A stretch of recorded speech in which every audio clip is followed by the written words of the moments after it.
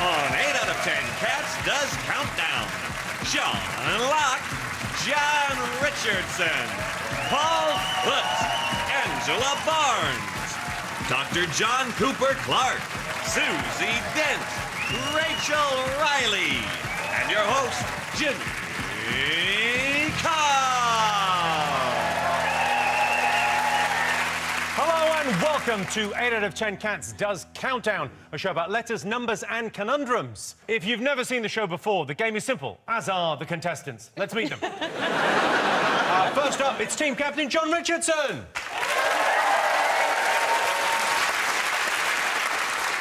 John recently became vegan. Well, to be fair, he was already feeble and boring to talk to, so why not? And John's teammate Angela Barnes.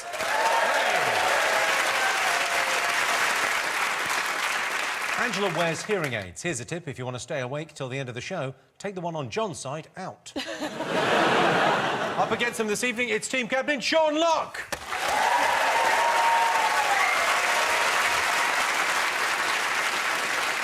Sean Locke, a comedian, a husband, a loyal friend. Just some of the people Sean has killed with a hammer. And joining Sean tonight is Paul Foote.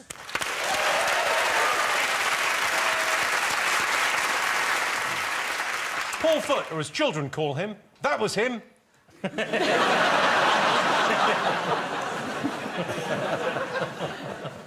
Angela, it's your first time on the show. How do you think you'll do? I think I'll be all right with the letters, because I was really good at spelling tests at school. But I was a bit of a girly swat, and I think I had to be, because my dad ran a sex shop for a living. He was a naturist, an atheist, a swinger. I had to join the Christian youth group just to piss him off. Sneak out the house every Saturday afternoon. I'd come back in, he'd say, "I know where you've been, young lady. You smell of Vimto and ping pong." John, do you have any rules for visitors who come to your house? I never ask people to take their shoes off, because I hate that when I go to someone else's house and they make you take your shoes off. I think it's ridiculous. I don't know what's on your carpet, do I? But I do ask people to take their glasses off when they come into my house. I find it rude. I think it's an insult to my hosting. Sort of implying that I'm going to hide stuff or not help you up the stairs. How do you feel about visitors that just turn up without... Because we used to do that all the time, didn't we, in the 80s? On a Sunday afternoon, that's what we do. Dad would go get in the car, going to visit someone. Well, your dad did, because he was a swinger. Well, Paul, do you mind me asking you, how did you prepare for this evening, Paul? Oh, well, I've been doing a lot of anagrams and specialising in supermarket anagrams, like this one here. Tesco Value Range is an anagram of a gravestone clue. And not only is it a supermarket anagram, but it's an appropriate supermarket anagram, which is the most difficult type to do, you see. And also, you can see all the lines to see the correspondences. This is another one. I've done 3, you see.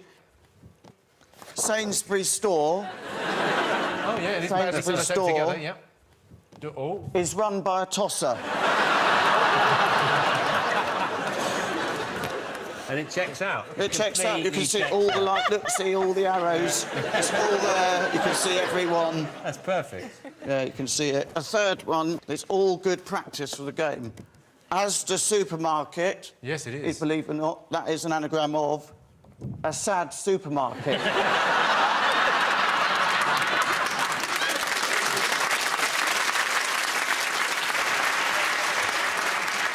That's what I've done to prepare. OK. Sean? Yes, Jimmy? Sean, where in the world do you feel most at home? I tell you where I'm happiest, Jimmy, is on my mink farm.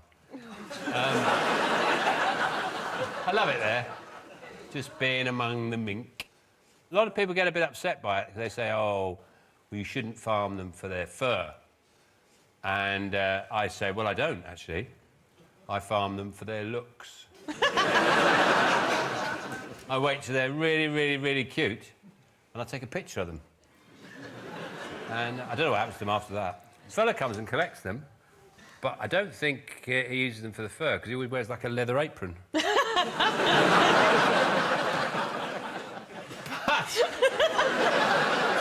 Complaints to the usual address. John, you got a mascot? I have, yes. I find that I'm actually quite a calm person. But very often I find the people around me are quite tense. So I want to pass on some of my knowledge. So I've written a sort of self-help meditation book called Relax. It's John Richardson. I wanted to call it Open Wide and Let Me In. So, chapter 1, sitting down. Try to find a symmetrical armchair, or else sit on the middle seat of a 3-seater sofa.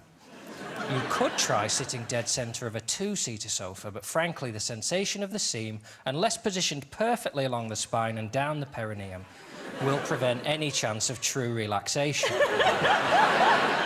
Chapter 2.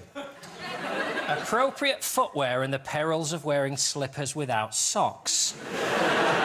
Perils? You can't wear slippers without socks. The smell, man. Anyway, page 93. We are ready to begin breathing.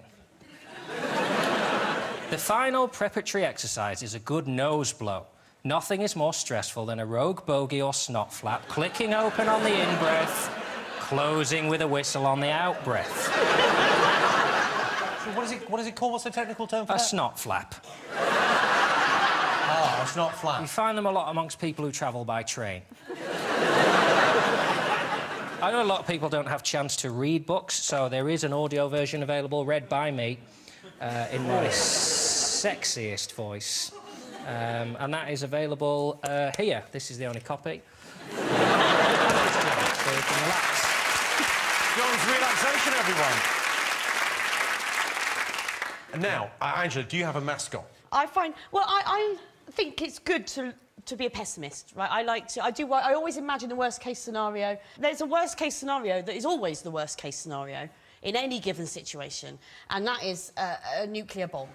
So back in 2015, I went on eBay and I bought an original 1980 copy of the Protect and Survive booklet, which was given to households to tell you how to protect you and your family in the event of a nuclear attack. And I love it, it calms me down. Do you want to see some of my favourite bits? Yeah, sure. Chapter 1, first thing it says is everything within a certain distance of a nuclear explosion will be totally destroyed. So it could have ended there, really. Here we are on page 7. It tells you how to plan your fallout room within your house. Very important to build your own fallout room. Of course, this came out in 1980, which was about a year before my parents' divorce, so every room was a fallout room in those days. I can't believe your dad's marriage didn't last. I know, mad, isn't it? I thought for sure a swinger with a sex shop, that'd be fine. My favourite bit is the advice about what it gives you to keep in your fallout room. So you're supposed to build a fallout shelter in your house. Take down the doors, put them against the walls. Take the doors off, put them against the wall. I think what they're actually doing is getting you to build your own funeral pyre because there's no fucking way you're going to survive anyway. So that's my mascot. Makes I me think that's a calm. very good mascot. I don't know how badly the show's going to go, but you're prepared. Paul, Yes. have you got a mascot? Oh, yes, I have. I brought it with me. It's my nutmeg grinder. And the reason I brought it is because, obviously, we're comedians, so we make jokes. That's our job. But sometimes you can make a joke in real life, like an actual real-life joke. Like, for example... And they're not necessarily the funniest, but they're just appropriate for that moment. So I ordered this from my local hardware store, and then my plan was to go in and say, do you have grinder? Nutmeg grinder. But I kind of messed it up, and I sort of said, do you use grinder? Which is not... in fact, I didn't actually... What I actually said was, do you meet up with men for sex? On Grindr. So I've got that now, and I don't even like nutmeg. And also, I've bought this miniature shopping trolley, and I thought that would go in there, but it doesn't even really fit. So I have no real use for those things. That's why I thought I'd bring them as a mascot. I mean, does anyone want any nutmeg? It's a genuine nutmeg grinder. You can get the nutmeg. And that's how we consume nutmeg. Of course. Of course. The traditional way to... Some of you may put a sprinkle on the top of a coffee or something, but actually licked off the palm of an unsanitised hand is actually the preferred method. I mean, you could eat your nutmeg off that. As clean as a whistle. No, I'm fine. Sean, have you got a mascot? Yes, I do, Jimmy. Since the dawn of time, man has felt the need to understand whereabouts he is and what is happening around him, hasn't he? Yes. And I think one of the greatest puzzles that was solved by man was time itself. Oh. That great need to mark that. Anyway, I've done a funny calendar. So here's my calendar, and surprisingly, starts in January. There we go. That's January. Talk me through what's going on in that photo. Well, it's cold, isn't it, January? So I'd show how cold January was. Anyway, that's February. So it's still cold. I've taken my hat off. Wait. I'm taking my hat off and I'm taking my scarf off. Yeah, but why the spatula? Pancake day.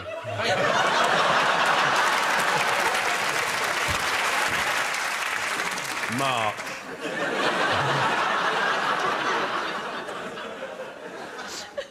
Was this a long photo shoot for the calendar?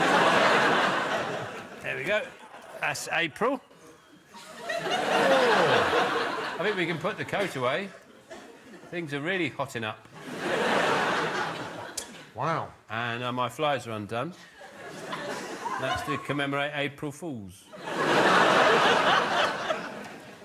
Okay, moving on. Hey! It's getting warm now, it's June. July. It's really getting warm, got a bit of a tan, and the British Grand Prix's on. There we go, August. Look at that. Is that... Why have I got a remote, Jimmy? Kids are on holiday.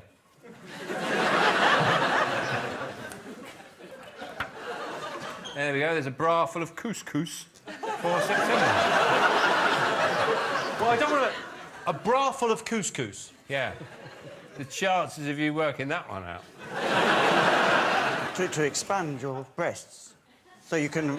You pour hot water down and then they go out. Anyone else? You're gonna kick yourself. Or me. Well, it's the Turner Prize. That's October. Last wasp.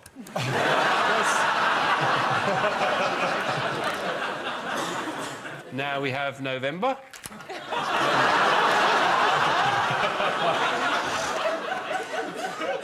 November, swap traditional November outfit. Any questions, Jimmy? Why have I got a semi? Well, why haven't you got a fully? And then there's Christmas. Look at me. Got a little roll of sellotape there. Sean's calendar, everyone!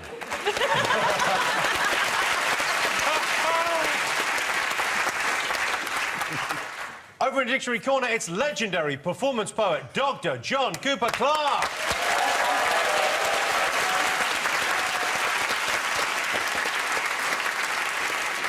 John Cooper Clarke is 70, although he doesn't look a day over. Died 10 years ago. Obviously, you're a wordsmith. Are there any words you wish didn't exist? I'm glad you asked that question, Jimmy, because literally, but only in the way that it is currently used. I was on a train and I was listening in, to two women talking about a mutual friend whose marriage had obviously gone up the pictures. And this line jumps out of the conversation. He treated her like shit, literally. I was out of my seat. Surely, madam, surely, figuratively in this. That's what's put the bug up my ass. Literally. Literally. And with John, of course, is Susie Dent.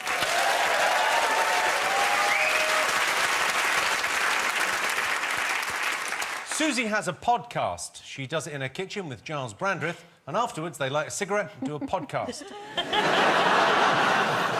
Definitely not. Susie, are there any rude words that people use without knowing? I guess the classic is Burke, isn't it? Everyone knows about Burke. What? So what about Burke? Rhyming slang, Berkeley Hunt. Oh. That's why I call you Burke all the time.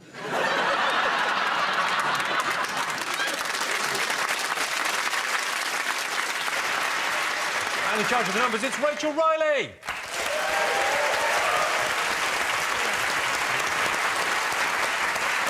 Rachel's a mathematician, so hopefully she can answer some of my maths questions. 1, what's a bell curve? And 2, what's it doing in my trousers? Rachel, what's the worst thing about being pregnant? I know all parents think that their child is, like, clever, but this one, it's worked out. It's been trying to find the exit routes for a while, so it's been going, you know, the usual kicks in the stomach.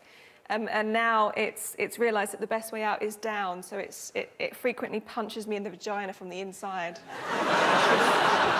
You know. I think you've got a wrong un there. Some of them, they're just born like that. OK, tonight the prize the teams will be competing for is this, the Countdown Tap Dancing Shoes.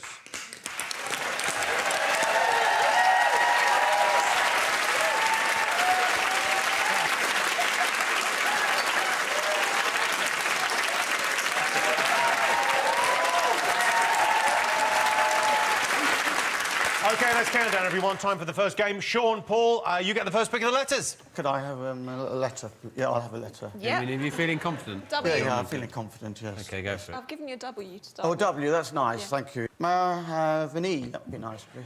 Yeah, no problem. Another vowel? Sean? Yes. Yeah. Maybe have another vowel, please, Rachel. A. Consonant, please. R. Could I have an I? Sure. Probably a couple of consonants at least 2. N. H. Oh, And another one, I'd reckon. dear. T. Well, go for consonant. Consonant. G. OK.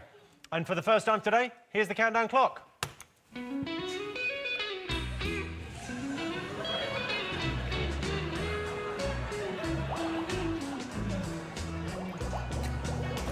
I'd like to be under the sea.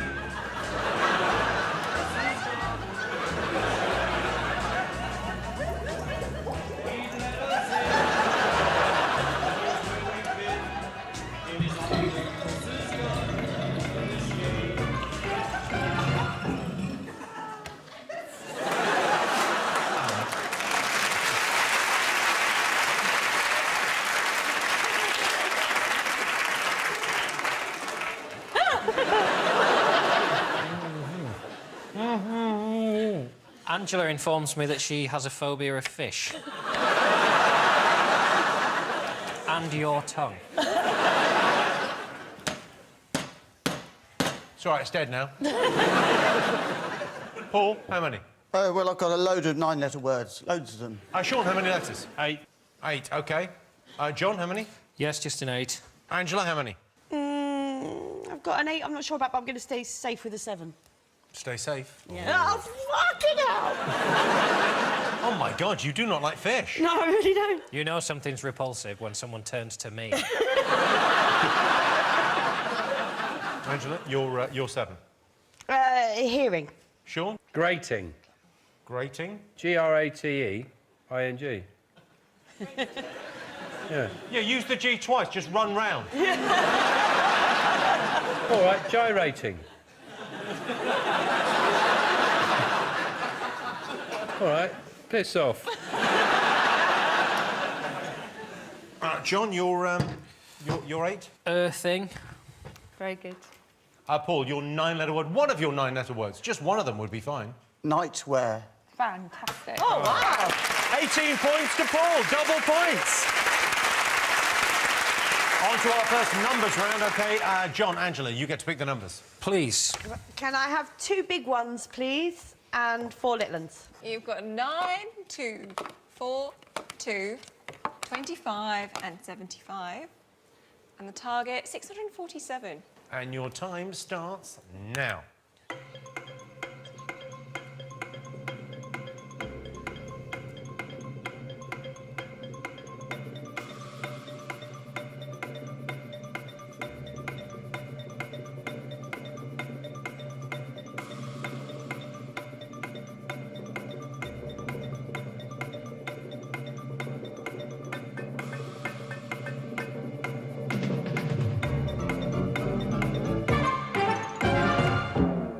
So the target was 647. Angela, did you get it? 636, I think. No. OK. John, did you get it? 650-ish. Sean, did you get it? Yes. Of course you did, you golden god, you. Paul, did you get it? I got it. Well, Paul, how did you... 9 times 75, 975, 675. 675. Then 25 plus 4, 25 plus 429. is 29. 2 divided by 2 is 1. Yep. And then take the 1 away from the 29, that's 28. And then take the 28 from the 675, 647. Perfect. 10 points to Sean Paul. OK, time to go across to Dictionary Corner. Dr. John Cooper Clarke, have you got a poem for us, John? Yes, I do have a poem for you, Jimmy. In the autumn of my years, I need a little help around the house, so I thought, why not get a chimpanzee butler? But then I thought, by nature of its job, he's going to be in that bathroom before I am. You know how inquisitive the higher primates can be.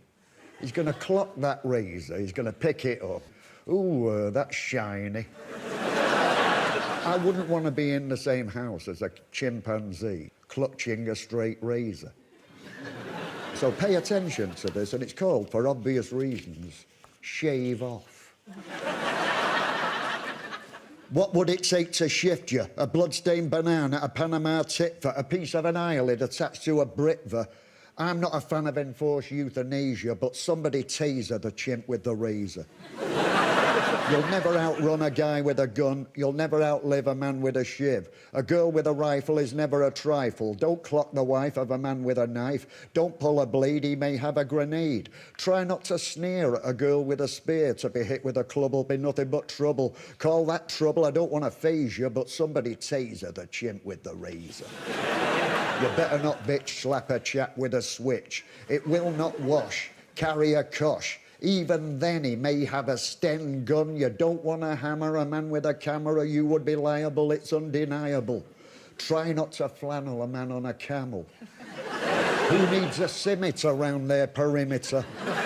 Don't give a snake an even break. If you see an adder, get up a ladder. Most things in existence are prone to resistance, but sometimes not, like this one, for instance. A chimpanzee is not just for Christmas. That centre parting looks quite the business. Drape that ape in your old school blazer, then somebody taser the chimp with the razor. Dr. John Cooper Clarke, everyone.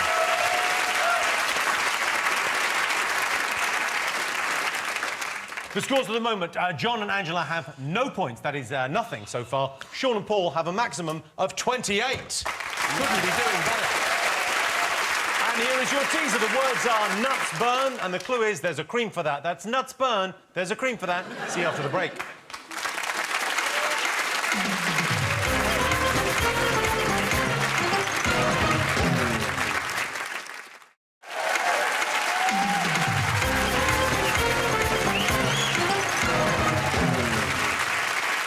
Welcome back. The answer to the teaser, the words were nuts burn. The clue was there's a cream for that. It was, of course, sunburnt. OK, they've been playing in teams so far. This game is just for Sean and Angela. So, Angela, you get to choose the letters. OK, I'll have a consonant, please. Thank you, Angela. N. A vowel. U. Another vowel. E. Consonant.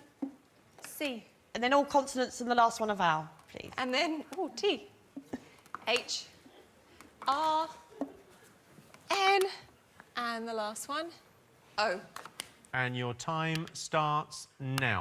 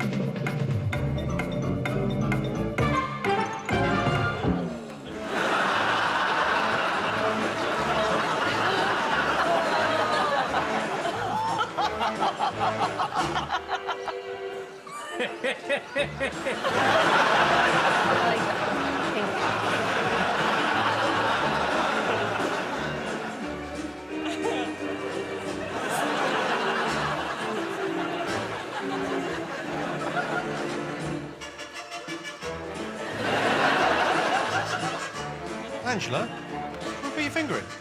Just put your finger in. Pop it in. Just pop it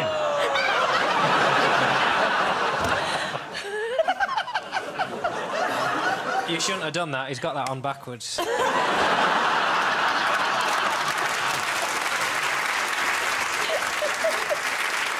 Sean, how many? I'm going to take a risky 7. Angela, how many? I think I've got an 8. You've got an 8. Well, Sean, let's hear your 7. Chunter. Chunter. Chunter on. Angela? I think Nocturne with an E on the end. Yes, short composition of a romantic nature. 8 points for Angela.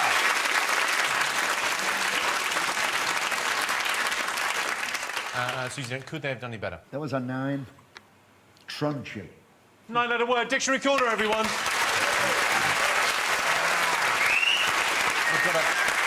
Ladies and gentlemen, this next numbers game is big. It's time for Oxford Maths graduate Paul Foot to go head-to-head with Countdown math legend John Richardson. It's the battle of the super nerds.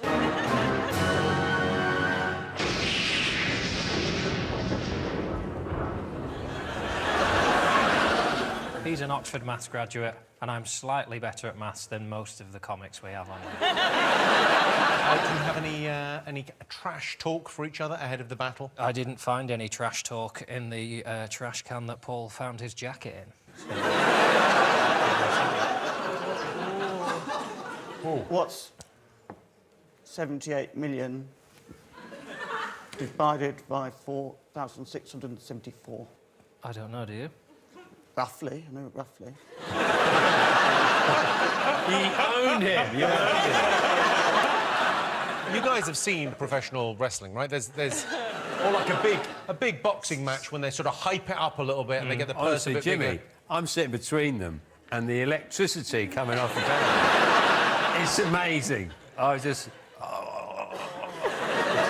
I've spent years being the guy everyone expects to get the points at maths, and it's delightful to have someone here who'll do a good job of it. Just enjoying being the cool one. It's not cool not to know numbers. Doesn't change the fact you haven't got a girlfriend. I haven't got a girlfriend. No. I've got a wife. In fairness, Paul, you don't have a girlfriend either. No, I don't know. And I haven't got a wife. I've got number, don't need a wife, I've got numbers. You're in his head now and you're just kicking the shit out of him. OK, Paul, your turn to pick the numbers. Just little ones, please, Rachel. Good. Oh, do we need makeup for John, because he's, like, sweating? I don't mind. Stick them on there.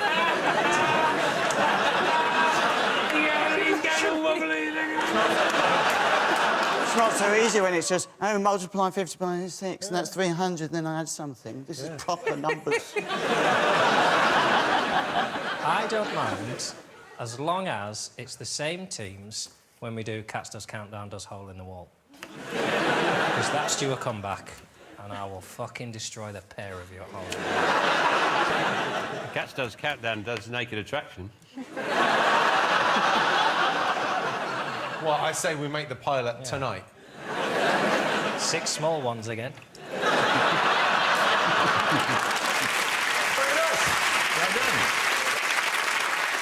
OK, let's see those numbers. OK, all the little ones. 2, 7, 6, 2, 10, and 4. Please be 12. Please be 12. Please be 12. All right, that'll do. OK, and your time starts now.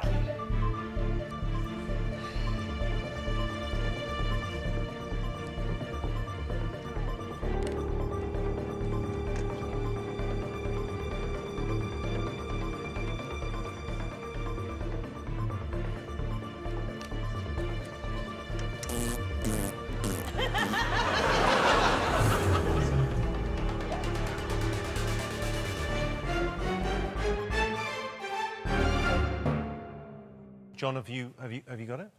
Yeah, I've got it, but it doesn't matter, does it? Why are you crying, John? My eye. I've got something in my eye, and I think it might be a sparkle. Paul, have you got it? I've got it. All right, so your first move, please, John, your first move. 7. OK. Paul, your first move. 7. Let's speed this up slightly. So what was your first multiplication? 7 plus 4 times 6. OK, and yours, Paul?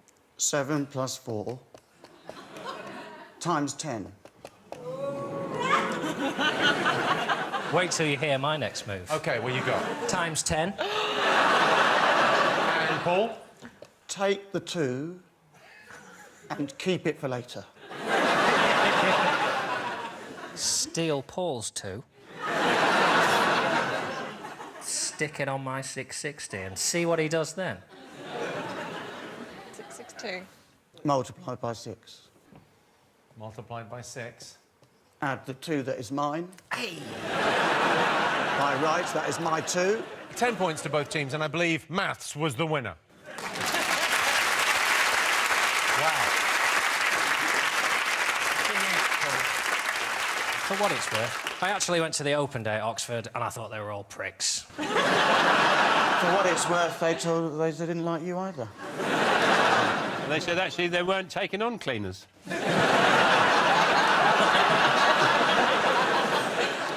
OK, so John and Angela have 18, Sean and Paul have 38. Time now to go across once again to Dr. John Cooper Clarke. Have you got a poem for us, John? I do, Jim. I got one more here. It was a birthday present for a fellow citizen of Essex that I've known for many years, lives in Chingford. His name's Cyril Hornchurch, and he's a collector of jewellery. Please. Hence the poem, Solid Gold Geezer, that. Solid Gold Geezer, that. Got a girl in a million, plus that. Wears her hair in a platinum plait, keeps it underneath a Fabergé hat, kissed him on the mouth and spat. Solid gold geezer, that. Solid gold geezer, that. From the solitaire pin through the mink cravat to the snake eye studs on his kid suede spats. Solid gold geezer, that. Solid gold geezer, that. Self-made aristocrat. Life O'Reilly, no offence. Life O'Reilly, down pat. Ghetto fabulous bingo tat. And a caviar guzzling cat. Home is where it's at. Just him, and that ball of fur. Solid gold geezer, that. Cyril Hornchurch, solid gold geezer. Dr. John Cooper Clarke, everyone. And here's your teaser.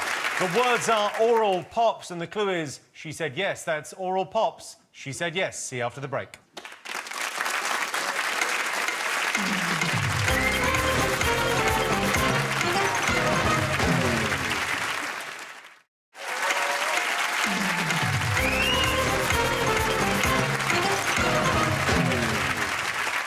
Welcome back. The answer to the teaser. The words were oral pops. The clue was she said yes. It was, of course, proposal. OK, before we go on, a chance for our teams to win some bonus points. As is tradition, when we have Dr. John Cooper Clarke with us, we've asked the players all to write poems. John will be judging, of course, and the winning poem gets 5 bonus points. Paul, you are up first. Please, tell us a little bit about your poem before you perform it. Well, it's about life and death, and it's about the meaningless of life, the pointlessness of everything. Has it started? No, it hasn't started. You said to make a brief description of what I was about to do. Yeah, I did say brief, didn't I? A stenching, rotting corpse tumbles out of a poorly secured coffin. Its frightening, dead face pinning apprentice undertaker Barry Goose to the floor. Back on the dole.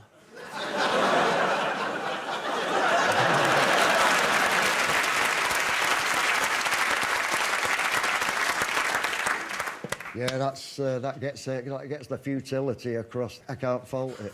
John, you're up next. Tell us a little bit about your poem before you perform it. People come up to me in the street. They ask me what the correct order of spices is in a spice rack. So that's my poem. This is called Spice Boy. Allspice, bay, caraway. Dill should not be far away. Then come 2 back up empty jars, buy the fennel and the gars, lick and am masala. Jalapeno, how do you do? Kaffir lime leaves next to you. Lemon basil, lemongrass, marjoram, nutmeg on your ass. Oregano, paprika, powdered quince. What the fuck? Quickly, rosemary. Moving on. Sage and sumac, tarragon. Some tricky buggers still to come. Wasabi powder and xanthan gum. Charging forward. Oh my God, I forgot the V. Vanilla pot.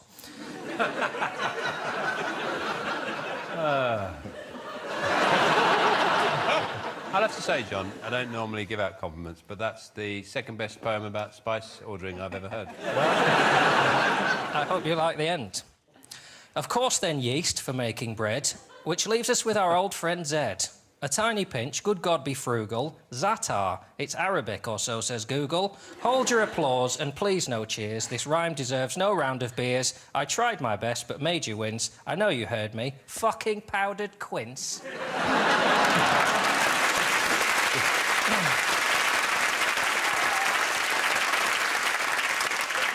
Said about anything, didn't you? I could have written one about shagging, but I went for spices. Yeah. Stick to what you know, eh?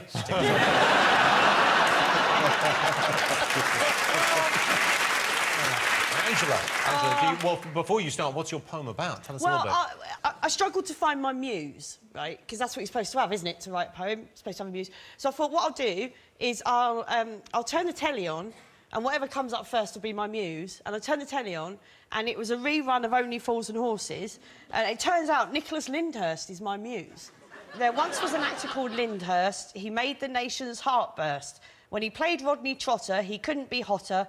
But don't get me started on Gary Sparrow. He was the worst. You know, the one from Goodnight, Sweetheart, repeatedly cheated on his wife, didn't kill Hitler.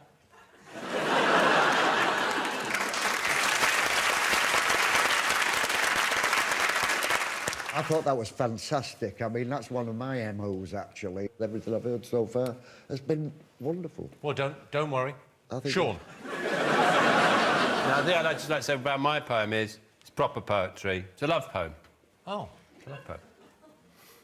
Your face is like flowers. Your hair is like grass. Not green grass, no. The yellow grass you get when the fair has moved on.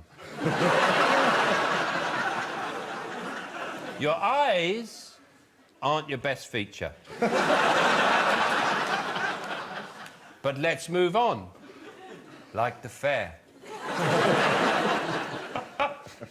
One day, we will get married, but not to each other.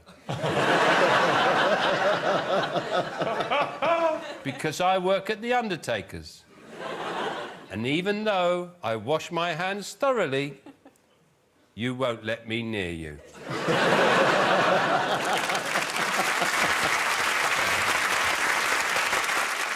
That's fantastic. We had Spice Racks and Nicholas Lyndhurst. We had The Futility of Life and Lost Love. Who's won? Between the four of you, you've run the gamut. I can't really, in all fairness... I can't Well, imagine you had to. OK, all right. The pair of you. What, 5 points to Paul and Sean?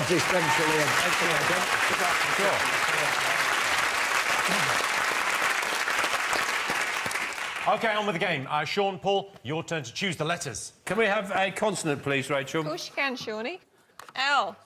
Can we have another consonant, please, Rachel? F. Consonant, please. D. Consonant, please. P. Vowel. I. Consonant, please. C. Vowel. A. Vowel, please, Rachel. E. And Consonant or vowel, please. And I. Thank you. OK, and your time starts now.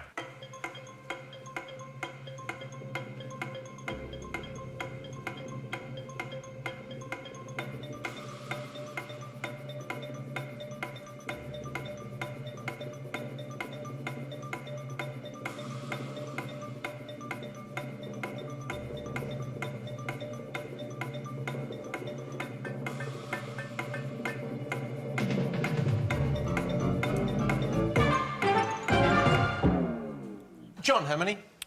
6. 6. Angela, how many? 6. 6. Paul? Well, I've got a word, a 9-letter word that isn't a word. Sean, how many? 6. OK. Angela?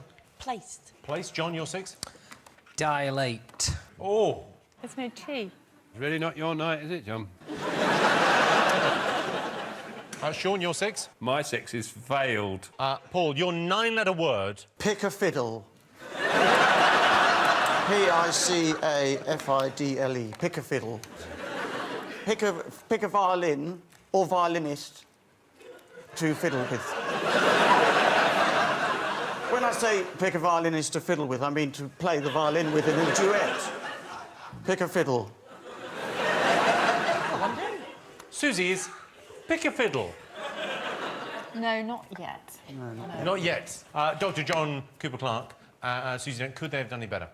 Pacified for 8. Oh, sexy. OK, 6 points to both teams. And here is your final teaser. The words are dong drip. The clue is, I felt that. That's dong drip. I felt that. See you after the break.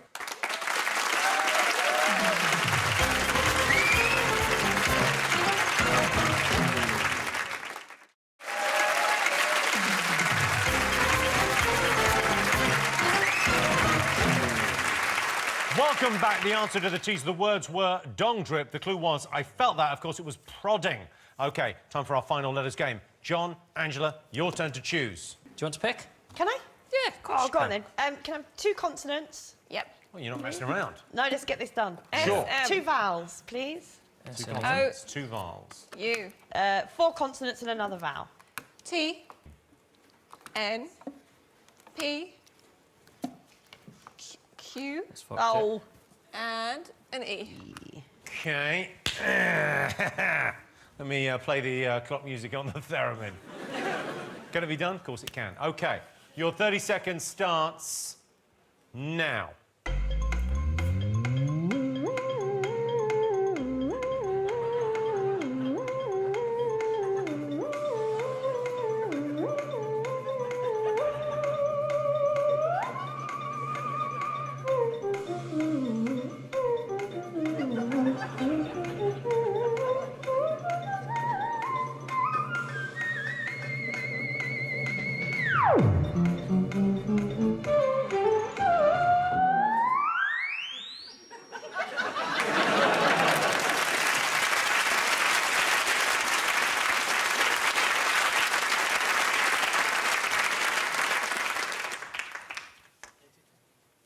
Is it even fucking on?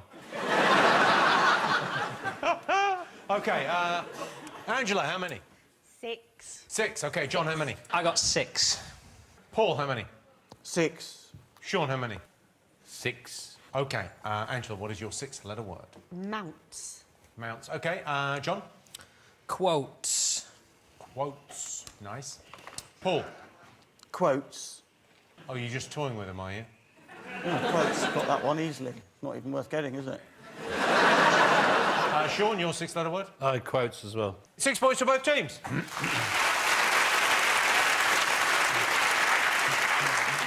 John Cooper Clarke, Susie Dent, could they have done any better than 6? Yeah, they could have got there's a 7 here, spumoni. It's an Italian dessert. OK, so John and Angela have 30, Sean and Paul have 55.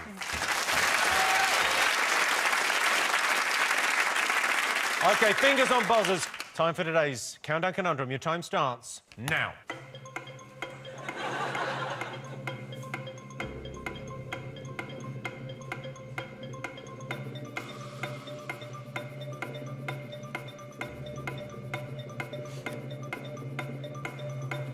Oh, Paul. Lose the ding. Angela's got it. Socialising. No. No! John had it, really. Alongside. That's all I can see. Spectacularly bad, Angela. Well, that's a bit of dignity there at the end, but it wasn't quite enough. So at the end of that, John and Angela have 40, Paul and Sean have 55. They're the winners. The proud winners of this The Countdown Tab Shoes. Thanks to all our panellists, our wonderful studio audience, and to all of you for watching at home. That's it from us. Good night.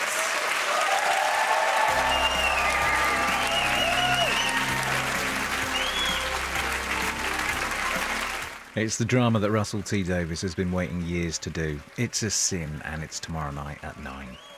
Next tonight here on Channel 4, we've had to wait for this to return, but when it's Mitchell and Webb, well, you know it's going to be worth the wait for them to be back. Series 2 begins after the break.